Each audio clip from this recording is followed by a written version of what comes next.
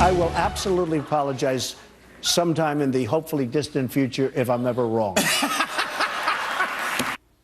Donald Trump brought down the House on Jimmy Fallon last night, but wasted no time getting right back on the campaign trail, hitting Iowa today. Trump topping the polls at 32% as candidates head into Wednesday's primetime debate.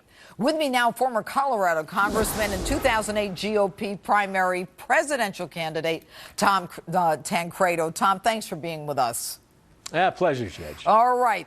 Now, what we've got is on Wednesday, 11 GOP presidential contenders will square off in the next primetime debate. Who needs a stellar showing, and what do they need to do to survive on a stage with Donald Trump?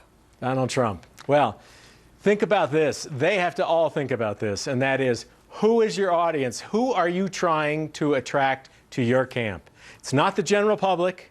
It is a relatively small part of the general public. It's called the Republican electorate, and a smaller part of that, meaning the people who vote in Republican primaries. So you have to think about that. Think about who it is you're talking to out there.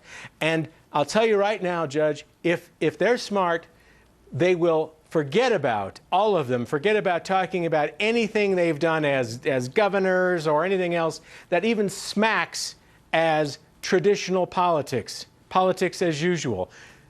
What we know now, certainly, I mean, and I think people have known for some time, but I think even the media is beginning to catch on. The fact is, most Republicans are sick of that. They are sick of Republicans going to Congress or even to the White House and not being Republicans. Okay, so then how does someone on that stage, we all know everybody hates politicians. Congress is the lowest numbers ever, and Trump, Carson, is proof that people are fed up with politicians. So what do you get up there? You say I can make a great, soup? What? Well, no, but what you do is talk about issues that the establishment hates talking about. Now, you're talking to Tom Tancredo. What do you think I'm going to say?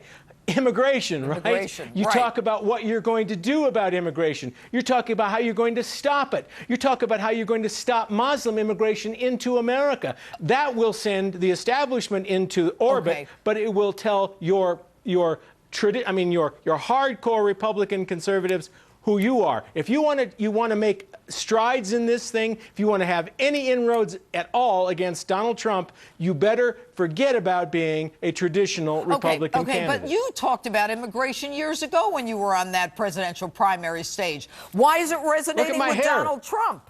I don't have the hair. I don't have the hair. No, but I don't have the hair. Seriously. I don't have the money. All right, frankly, honestly, think about this. He's got the name recognition. He's a $9 billion individual. You know what I mean? The guy's got a lot going for him that certainly I never had. And I think people have finally come to grips with this when they're looking at what's happening in Europe. When we look at the Europeans who are actually driving a dagger into their own heart by bringing in all of these folks, these Muslims who are pretending to be refugees. We'll see. They're not, Judge. I was in Europe last week. I get it. Tom Tancredo, thanks so much for being with us this evening. Been a pleasure. All right. And next we go live to Arizona. New details on the investigation into the rash of shootings there.